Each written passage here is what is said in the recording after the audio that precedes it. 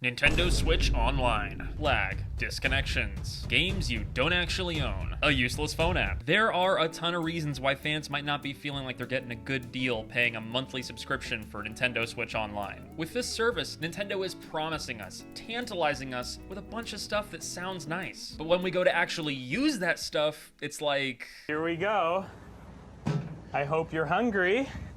For nothing. And if you're sitting there going, wait a minute, Clyde, aren't all game subscription services just as bad? Aren't PlayStation Plus and Microsoft Game Pass doing the exact same thing? Yeah, well, maybe you have a point there. You're wrong! And over the next 15 minutes, my mustache and I are gonna break down every one of those sweet, sweet lies Nintendo tells us in their advertising to show you why Nintendo Switch Online isn't just a terrible deal for gamers. It's yet another reason why Nintendo is not your friend. And trust me, these so-called perks that we're paying for only get more laughable the further we go. Especially those last two. They make me really, really angry. My name is Clyde, and if you like the anime intro that I'm about to spend 4 hours of my life editing, then please consider booping the like button or subscribing to the channel. I'm out here living that unsponsored channel life, if you get what I'm saying. So every like, every comment, it really, really does help out a lot. So thank you. So let's do this. Joy-Con 直らないもふ任天堂ずっと不親切セーブは守れないもふ君の友達じゃない Okay, so what even is Nintendo Switch Online?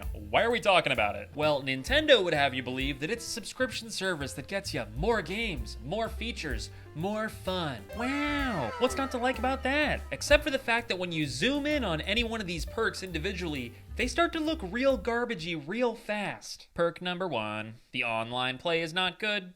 Take playing games online on the Switch, for example. Calling it a lag fest is an understatement. And that's not exactly surprising because it's using peer-to-peer connections with some of the worst online matchmaking we've ever seen in gaming. To put it another way, Nintendo is charging fans to use their own internet to host game sessions. That's right. We're all footing the bill for their laziness. And while these kinds of connections aren't unique to the big three, the quality of Nintendo's online gaming experience is so bad, so low effort, that it is remarkable. The sheer frequency of disconnections, and error codes, and what one viewer named Blue Toad described as lag trails, just isn't a good look for a service that we're all paying for. And low-key, it kind of gives me the impression that Nintendo has put less effort into their netcode than the absolute lunatics that churned out a movie like The Amazing Bulk.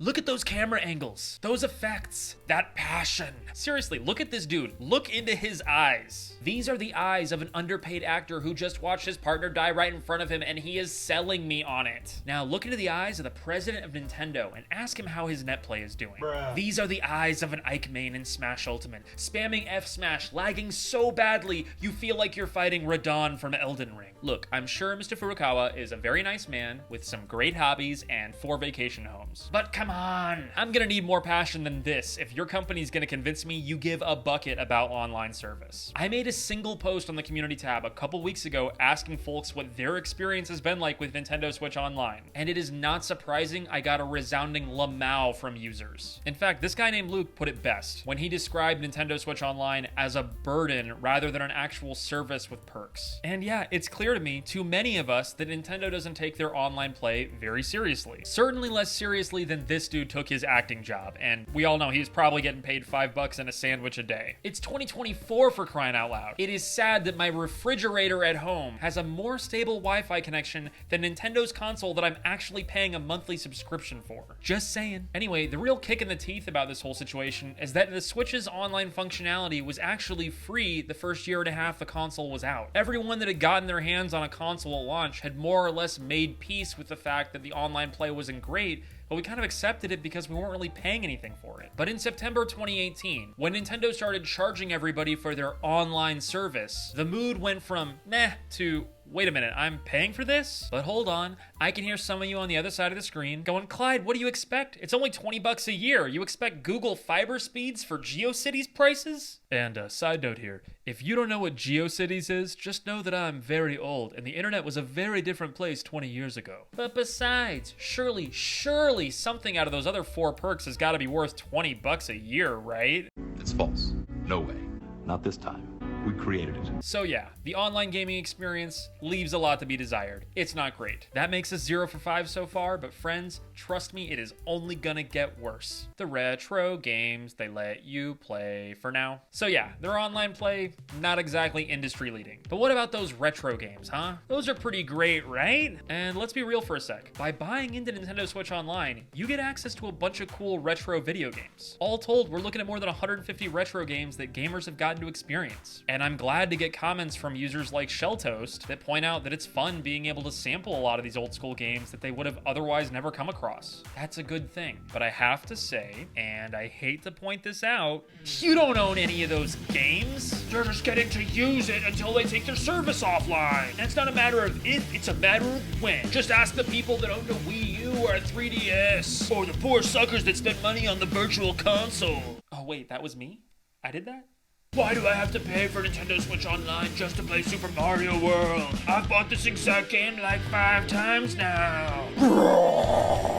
At least with Game Pass or PlayStation Plus, you can make the argument you're getting to play modern games and AAA releases. But with Nintendo's online service, it's just old-ass games that we've already played before, if not already bought before. Why is it like this?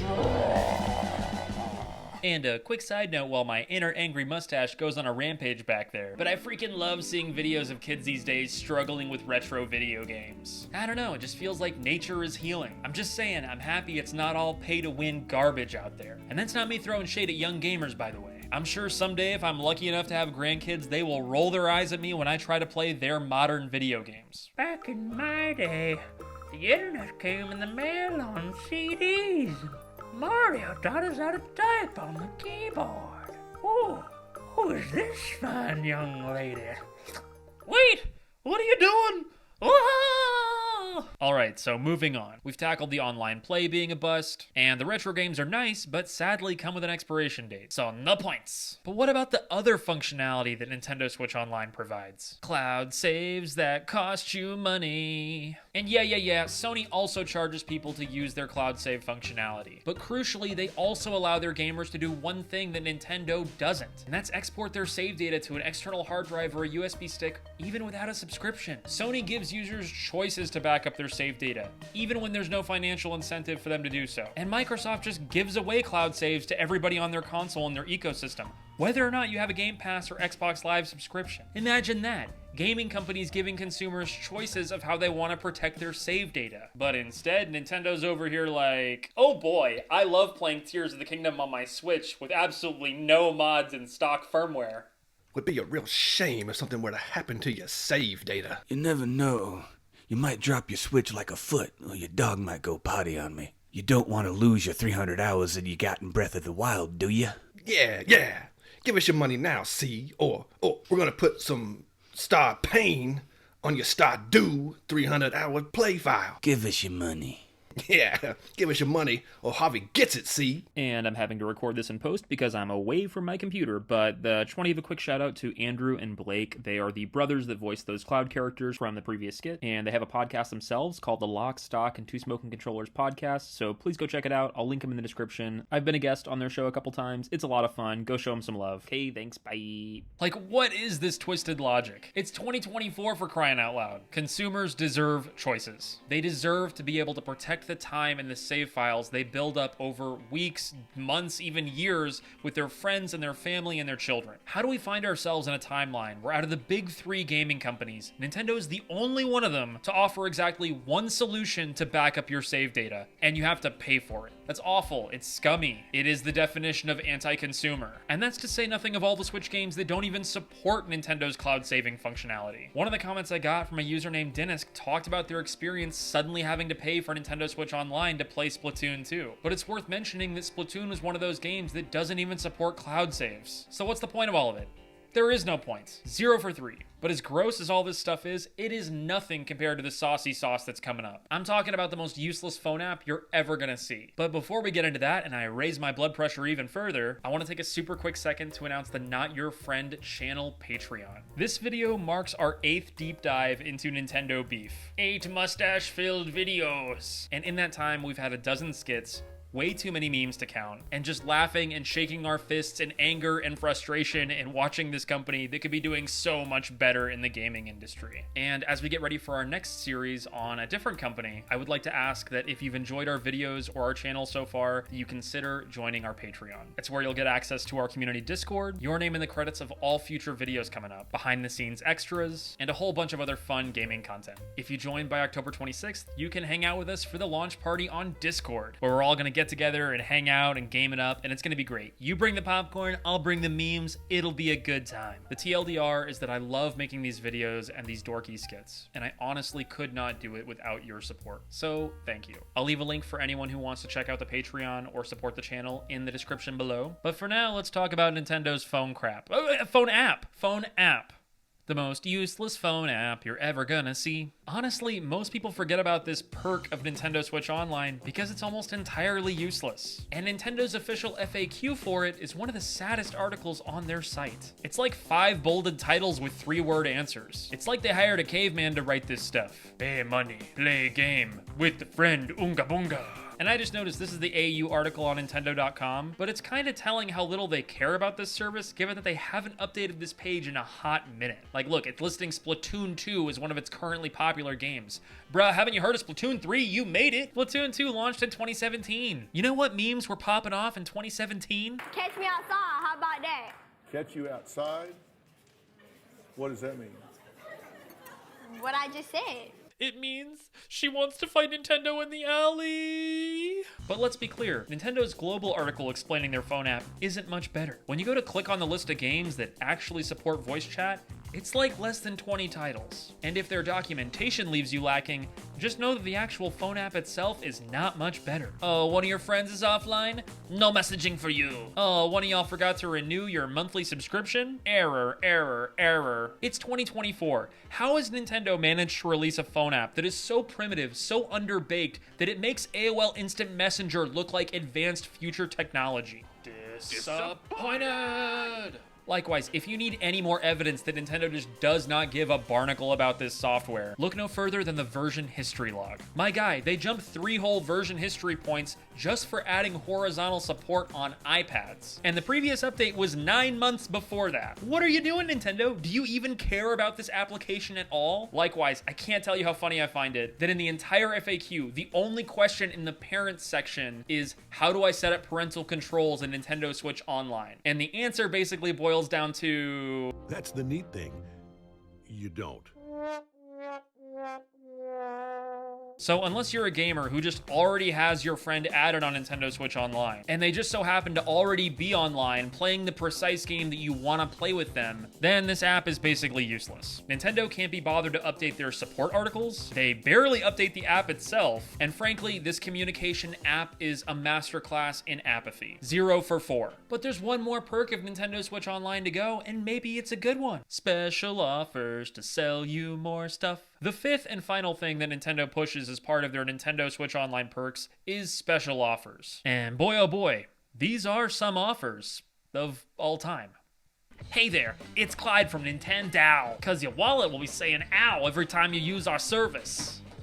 You like playing games? Who doesn't? Well, sit your butt down on the couch. Get ready to experience some of the highest quality lag trails you're ever gonna find. We match you with the people that are geographically furthest away from you at all times to ensure maximum laggy connection. So you can lag on the couch, lag in the bedroom, lag on the go. Heck, you can even lag while you go to the bathroom. Now that's trademark Nintendo innovation for you. But wait, there's more. If you sign up for our special Nintendo expansion, you can hand over even more money to buy exclusive products. You like drifting controllers, right? okay? Drift together. Drift with the whole family. Buy him for 50 bucks. Buy him for 60 bucks. You know you want it. It's exclusive. But wait, I can hear you saying, Clyde, what are the special offers you got? Well, don't you worry, folks, because today I got something real special for you. The Nintendo 2 for 1.5 game voucher. With this voucher, you can buy 2 games for the low price of $99.98. Oh my goodness, what a deal. You can't get those kind of savings on Steam. Pff, no way. I know you've been waiting a long time to play 1-2 Switch, so why pay $49.99 for it when you could pay $99.98 and also get Fitness Boxing 2 to go along with it? We'll even throw in this wallpaper as a free gift of Mario sitting on a pile of your money, valued at $69.99, but we're giving it to you today for free because we're such a nice company. Now that's a monthly Nintendo subscription I can get behind.